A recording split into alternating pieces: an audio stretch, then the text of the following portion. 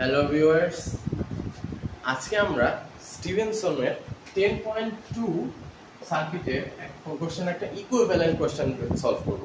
কারণ 10.2 কোশ্চেনটা অনেক কনফিউজিং এবং সেটা পারফেক্টলি দেয়া নাই যে কি কি হচ্ছে এখানে। সো দ্যাটস ওয়াই আমরা একটা 10.2 এর ইকুইভ্যালেন্ট সার্কিট সলভ করব এবং একটা কোশ্চেন তৈরি করব এবং ওই কোশ্চেনটাই অ্যাকচুয়ালি 10.2 তো ওভাবেই সলভ করা আছে, কিন্তু কোশ্চেনটা ক্লিয়ার করে দেওয়া ছিল না। তো ইকুইভ্যালেন্ট সার্কিটটা কিরকম, যে এখানে আমরা একটা ফল্ট কারেন্ট বের করতেছি, আমরা একটা সার্কিট থেকে ফল্ট কারেন্ট বের করতেছি। তো এখানে দেওয়া আছে একটা জেনারেটর আছে আর এই পাশে একটা মোটর আছে। তো জেনারেটরের ইন্টারনাল রেজিস্ট্যান্স হলো J0.1 আর মোটরের ইন্টারনাল রেজিস্ট্যান্স হলো J0.2। এখন এই দুইটার মধ্যে একটা বাস কানেক্টেড আছে, বাসের ভোল্টেজ দেওয়া আছে 11 কেভি। বাসের ভোল্টেজ দেওয়া আছে 11 কেভি, সে ইজ এক নাম্বার বাসের ভোল্টেজ দেওয়া আছে 11 কেভি আর জিআরএম কানেক্টেড। সো মোটরের রেটিং দেওয়া আছে হলো 25 মেগাওয়াটে, এটা অপারেট করতেছে 0.8 পাওয়ার ফ্যাক্টর লিডিং এ। তো এখন বলছে এক নাম্বার বাসে আমাদের ফল্ট ঘটছে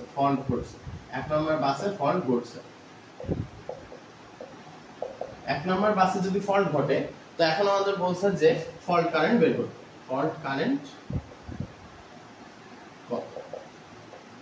সো এটা আমরা কিভাবে বের করব, ফল্ট কারেন্টটা আমরা কিভাবে বের করব?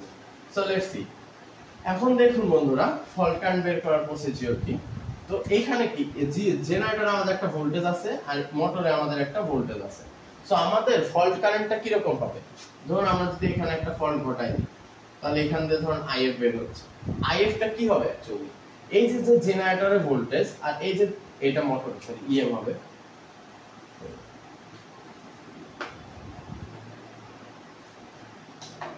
এই যে জেনারেটরের ভোল্টেজ আর এই যে মোটরের ভোল্টেজ থেকে এই যে কারেন্ট হইছে, ধরুন এটা আইএম আর এটা আইজি।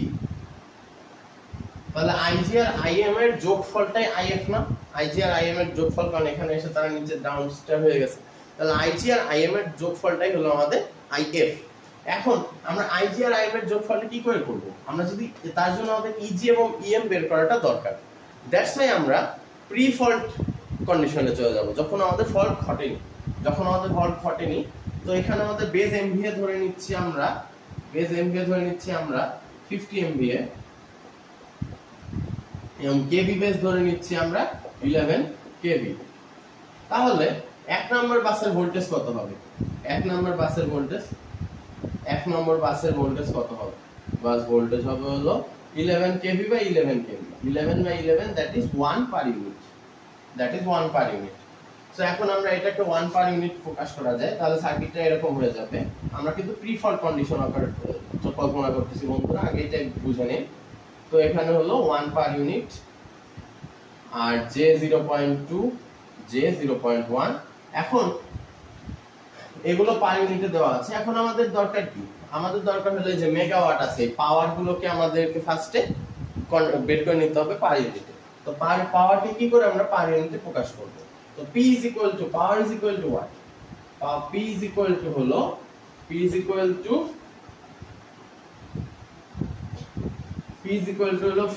25 বাই আমাদের বেজ এমভিএ দেওয়া আছে 50। তাহলে এটা হলো 0.5 পার ইউনিট। তাহলে দেখুন বন্ধুরা, আমাদের 0.5 পার ইউনিট কি পাওয়ার বের হয়ে গেছে। এখন আমরা যদি এই সার্কিট থেকে ইজি আর ইএম এই সার্কিট থেকে ফল্ট কারেন্ট হওয়ার আগে কারেন্টটা বের করতে চাই, তাহলে আমাদের কি করতে হবে? ফল্ট ঘটার আগের কারেন্টটা বের করতে চাই, তাহলে আমাদের কি করতে হবে? তাহলে আমাদের যেটা বের করতে হবে সেটা হলো কারেন্ট। তো কারেন্ট কি? P সমান হলো V per unit into I per unit cos phi। এখন এখানে আমরা 3 ফেজে 3 দিয়ে গুণ করতে হয়, পাওয়ার বের করতে আমাদের 3 দিয়ে গুণ করতে হয়, কিন্তু আমি 3 দিয়ে গুণ করি নাই। কেন? কারণ পার ইউনিট সবসময় পার ফেজ দিয়ে কাজ করে, এটা সবসময় সিঙ্গেল ফেজ দিয়ে কাজ করে। এবং এই ডায়াগ্রামটা অবশ্যই 3 ফেজে, কিন্তু পার ইউনিট সবসময় পার ফেজের হয়। আমরা দেখে এসেছি বা আপনারা হয়তো জানেন যে পাওয়ার 3 ফেজের পাওয়ার এবং সিঙ্গেল ফেজের পাওয়ার দুটাই পার ইউনিটে সেম। আবার দুটাই পার ইউনিটে সেম হয়, S three phase is equal to S single phase, এটা আপনারা করে এসেছেন বা এর পরের ভিডিওতে আমি এগুলো প্রমাণ করে দেখিয়ে দিব। সো তাহলে এখানে আমাদের 3 দিয়ে গুণ করার কোনো প্রয়োজন নেই। তাহলে আমরা যদি আই পার ইউনিট বের করতে চাই তাহলে আই পার ইউনিট কিভাবে বের করব? এখন আমাদের এই সার্কিটের কোনো প্রয়োজন নেই, নিচে আমরা সার্কিট ড্র করেছি। আই পার ইউনিট বের করব কিভাবে? আই পার ইউনিট সমান হবে P by V per unit into cos phi, that is P হলো 0.5 by 1 into 0.8, 0.8 লিডিং বলে দেওয়া ছিল পাওয়ার ফ্যাক্টরে। তাহলে এটার অ্যান্সার আসবে হলো 0.625 at an angle 36.86 ampere, 0.625 at an angle 36.86 ampere। তো এটা আমাদের আই পার ইউনিট। তাহলে আই পার ইউনিট কত পাইলাম? 0.625 at an angle 36.86 অ্যাম্পিয়ার। এখন আমাদের কি বলেছিলাম, আমরা ইজি বের করব এবং ইএম বের করব, ইজি বের করব, ইএম বের করব। তো এখন এই আই পার ইউনিট যেহেতু আমরা বের হয়ে গেছে, মানে আমাদের এখানে কারেন্টটা বের হয়ে গেছে। তাহলে এখন আমাদের দরকার কি? আমাদের দরকার হলো ইজি আর ইএম। তো ইজিটা আসলে কি? ইজিটা হলো, দেখো বন্ধুরা, ইজি যখন এদিক দিয়ে যাচ্ছে, জেনারেটর সব সময় সাপ্লাই পাওয়ার ডেলিভার করে, এটা আমরা সবসময় মনে রাখবেন। জেনারেটর সবসময় পাওয়ার ডেলিভার করে আর মোটর সবসময় পাওয়ারকে ড্র করে। তাহলে জেনারেটর যদি পাওয়ারকে ডেলিভার করে তাহলে ইজি সমান কি হবে? অ্যাকচুয়ালি এটা কিন্তু প্রিফল্ট কন্ডিশনে, কিন্তু 1 পার ইউনিট পর্যন্ত, কারণ এটা একটা বাস, তাহলে 1 পার ইউনিট পর্যন্ত পাওয়ার ডেলিভার করতেছে ইজি। তাহলে কি হবে? ইজি প্লাস এখানে একটা ভোল্টেজ তৈরি হবে, এখানে একটা ভোল্টেজ আছে ধরো V1, তাহলে ইজি প্লাস V1 সমান কি 1? এরকম কি? না, এরকম না, V1 প্লাস 1, কারণ ইজি পাওয়ার ডেলিভার করতেছে, তাহলে V1 প্লাস 1 পার ইউনিট সমান হবে easy, V1 plus 1 per unit সমান হবে ইজি। এই দুইটার যোগফল হবে ইজি, কারণ কারেন্ট এদিক দিয়ে ফ্লো করতেছে। তাহলে ইজি সমান হবে V1 প্লাস 1 পার ইউনিট বা ভি পার ইউনিট যেটাই বলো 1 পার ইউনিট। তো V1 সমান কি? J 0.1 into I per unit plus 1, that is I per unit সমান কি? J 0.1 ইনটু 0.625 36.86 প্লাস 1 সমান, তাহলে হয় হলো 0.9638 at an angle 2.97 volt. Okay, volt না, অ্যাকচুয়ালি পার ইউনিট হবে। তাহলে আমাদের ইজি বের হয়ে গেল। আর এবার আমরা কি দেখবো? মোটর, ইএম মোটর কি করে? পাওয়ার সবসময় ড্র করে। তাহলে এটা যদি আমি V2 ধরি তাহলে কি হবে? 1 মাইনাস V2 সমান ইএম, 1 মাইনাস V2 সমান ইএম। তাহলে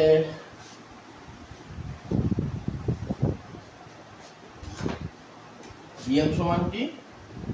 1 minus V2, that is 1 minus J 0.2 into I per unit. I per unit কত? 0.625 at an angle 36.86। তাহলে आंसर আসে হলো, EM এর आंसर আসে হলো 1.076 at an angle minus 5.315। Okay, so এখন আমরা ইএম আর ইজি জানি, তাহলে এখন আমরা ফল্ট কন্ডিশন ঘটাবো। তাহলে ফল্ট কন্ডিশন যদি ঘটাই দিই তাহলে এই 1 পার ইউনিট অ্যাকচুয়ালি কি হয়ে যাবে?